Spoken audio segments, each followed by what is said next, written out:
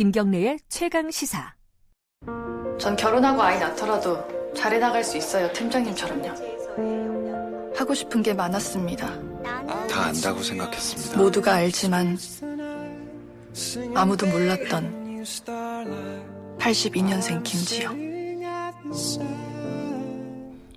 네, 김경래 최강시사 3부 시작하겠습니다. 수요일마다 돌아오는 스포일러 시간입니다. 방금 들었던 음성은 많이 익숙한 목소리죠. 영화배우 정유미 씨가 그 82년생 김지영 영화 예고편에서 나레이션한 부분을 저희들이 편집해서 잠깐 들려드렸습니다. 이게 오늘 할 얘기가 이거거든요. 최강희 영화평론가 나와 계십니다. 안녕하세요. 예, 안녕하세요. 82년생 김지영이란 영화를 콕 집어서 들고 오신 이유가 있죠? 그죠? 이 영화 한 편을 놓고 벌어지는 우리 사회의 현상. 이게 굉장히 흥미롭고, 뭐, 영화는 물론 다음 주 개봉합니다만. 네. 보셨어요? 예. 지난 시사에 월요일에 보셨구나. 언론 예. 시사가 있어서 미리 봤습니다. 네. 그래서 할 얘기가 꽤 많을 것 같아서요. 예. 예. 일단, 뭐, 본격적으로 얘기 들어가기 전에, 네. 영화는 재밌던가요? 아주 훌륭합니다. 아, 그래요? 네. 그런 얘기 잘 안 하시는데, 아주 훌륭하다고. 네, 아주 훌륭해요. 예. 예. 근데 저도 이제 관련된 기사들을 쭉 보니까, 네. 뭐, 일단 눈에 띄는 게, 평점 테러, 뭐, 댓글 테러. 네. 그러니까 욕이 많더라고요, 욕이, 일단은. 예. 뭐 조금 이따 좀 소개해 드릴 텐데, 네. 이게 왜 이렇게 욕들을 하는 거예요, 이게? 그러니까 원래는 그 소설이잖아요. 그렇죠. 예. 뭐 완전 베스트셀러였죠. 예, 베스트셀러고 마치 그 최근에 대두되고 있는 뭐 미투 운동을 비롯해서 네. 다양한 그 페미니즘적 활동을 대표하는 듯한 일종의 아이콘처럼 이 소설이 이제 부상이 돼서 표적이 된 거죠. 그 페미니즘의 반감을 품은 대다수는 남성들이겠죠. 네. 정확히 말씀드리면 찌질한 남성들. 네. 그렇게 처음부터. 네.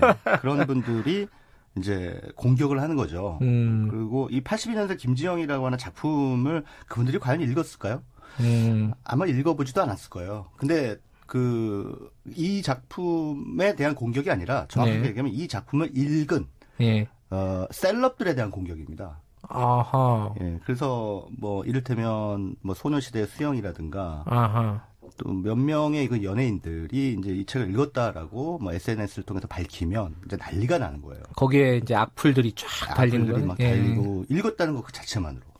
책 읽은 게 제일군요. 예, 근데 흥미로운 게 예. 흥미로운 현상이 뭐냐면 이 82년생 김지영을 여성들만 읽었겠습니까? 남성 셀럽들도 읽었겠죠. 그렇죠. 근데 남성 셀럽들이 읽은 거에 대해서는 공격을 거의 안 해요. 그것도 희한하네요. 예, 여성 셀럽들에게만 공격을 해요. 그 마인드는 뭐죠? 오히려 남성들을 우리 편인데 너 왜 이래? 이렇게 공격하는 게. 아군이니까. 남자는 아군이니까. 참. 여성은 적이니까. 예. 자, 모르시는 분들을 위해서 네. 이 82년생 김지영이란 영화의 내용 간략하게 좀 말씀하시고 그 다음에 얘기를 풀어가 보죠. 네, 뭐 원작의 내용은 보다는 영화의 내용을 좀 말씀드리고 싶은데요. 이제 영화 제목 그대로 김지영이라는 인물이 주인공이에요. 82년생이고요. 정유미 씨가 김지영 역할을 맡았고 남편은 이제 공유 씨가 네.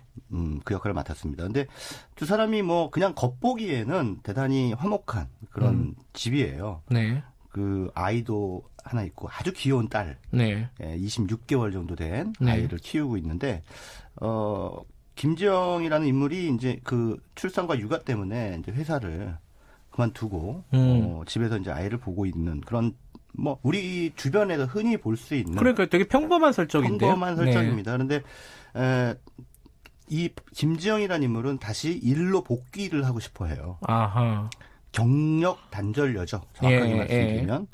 근데 이제 육아 때문에 자기 자신의 정체성이 좀 무너진 것 같은 그런 상실감을 가지고 있죠. 근데 이 일로 복귀를 하고 싶어 하는데 다양한 걸림돌 때문에 그게 잘 쉽지가 않은 거예요.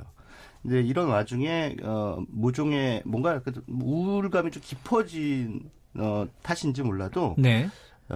약간 좀 이상한 증상을 이제 보이는데 그게 뭐냐면 다른 사람한테 빙의가 돼버린. 그러니까 빙의가 된다는 게 그 사람한테 영혼으로 들어가 버린다는 게 아니라 역할놀이를 하는 거예요. 그러니까는 갑자기 예고편에도 나오니까 제가 스포일러가 아니라서 네. 말씀드리겠습니다. 그 명절 때 막 이제 시댁에 가서 살림을 막 했단 말이에요. 예. 열심히 일을 하고 그래서 이제 집에 갈 때가 됐어요. 집에 예. 갈 때가 돼서 이제 나름대로 이제 부인이 굉장히 애를 쓰니까 공유 씨가 나름대로는 이제 야 이제 조금 있으면 조금만 참으면 간다 이렇게 이제 얘기를 한단 말이에요. 많이 보는 풍경이에요. 예. 그래서 이제 정유미 씨는 그러니까 김지영은 곧 가겠구나라고 생각을 하고 있었는데 예.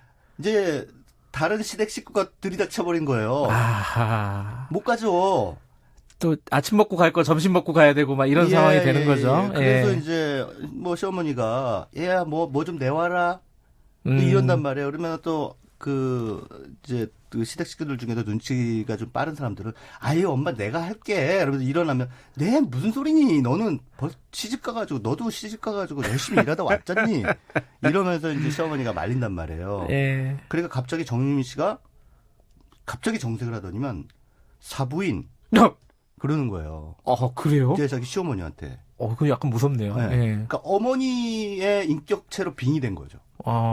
사부인, 저희 딸도 소중합니다. 저희 딸 저도 보고 싶습니다. 이런 얘기를 하는 거예요.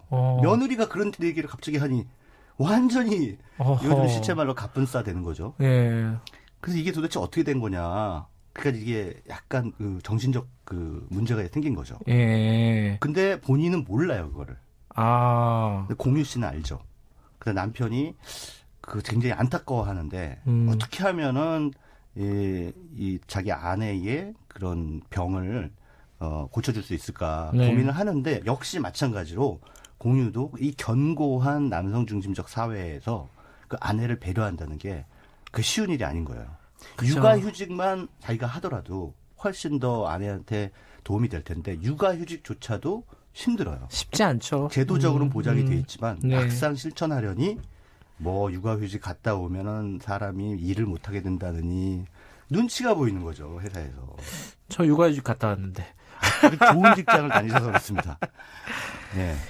어쨌든 뭐 설정과 기본 줄거리는 알겠는데 여기에 대한 뭐 댓글들이나 이 평점 뭐 이제 뭐 리뷰 시사회를 보고 리뷰를 한 건지 뭔지 모르겠지만은 굉장히 뭐 살벌한 것들이 많이 달렸습니다. 어떤 것들이 있어요? 좀 소개해 근데 뭐 주신다면? 저는 그 언론에서 인용된 댓글 몇 개 정도만 봤지. 예. 실제로 다른 사람들이 다 한 댓글은 예. 정신 건강 때문에 안 봤고요. 이거 왜냐하면 그걸 보게 되면 이 세상 남자들이 전부 다 한심해 보이거든요. 근데 모두가 그렇지는 않다라고 저는 믿고 싶어요. 예. 그래서 안 봤는데 일단 뭐 그 네이버 그 포털 사이트에 올라온 그 82년생 김지영을 보면 일단 평점 자체를 쓸 수 없게 해놨습니다. 원래 이제 개봉 전에는 뭐 평점 매기는 못하게 하고 못하게 해놨는데 그럼 기대지수라는 게 있어요. 기대지수가 또 있어요? 기대지수라는 게 있는데 그 영화에 대해서 나는 보고 싶다, 보고 싶지 않다. 예. 근데 그걸로 이제 대결이 펼쳐지고 있어요. 근데 지금 보면은 6,000명이 보고 싶다라고 그 기대지수에 올렸고 9,000명이 보고 싶지 않다라는 기대지수를 올렸습니다. 나름 팽팽하네요. 팽팽한 게 아니라 이제 약간 앞서죠. 예. 반감이 더 9대 6 앞서다. 정도. 9대 6 정도로 반감이 더 앞서고 있는 것 같은데 그러니까 영화에 대한 반감이 도대체 뭘까? 영화 그게 오늘의 핵심이죠. 그 영화가 뭐 재미있냐 없냐? 뭐 영화가 나름대로 우리 사회에 주는 그런 메시지가 유의미하냐 아니냐 뭐 이런 것들을 따지려면 그냥 영화 내용 보면 뭐 볼만한 휴먼 드라마구나라고는 짐작을 할 수가 있는데 그것도 아니고 완전히 처음부터 편견을 가지고 영화에 대해서 막 그런 그 공격을 해대는 거 그리고 이 영화와 관련된 그 기사 밑에 달린 댓글들 이런 것들이 뭐 아까 그 82년생 김지영이라는 책을 읽은 여자 연예인들에게 가하는 댓글과 대동소이한 그런 지점을 보면 참 한국 사회가 아직 멀었구나라는 생각이 들어요. 네. 저도 이제 오늘 요 얘기 때문에 댓글들 한번 쭉 읽어봤거든요. 가장 대표적인 댓글이 이런 류더라고요.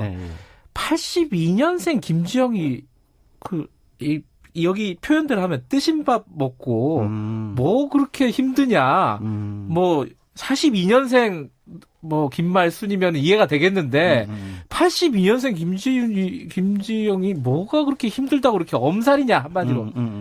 그 여자들이 엄살 부리는 거다. 요런 댓글들이 굉장히 많더라고요.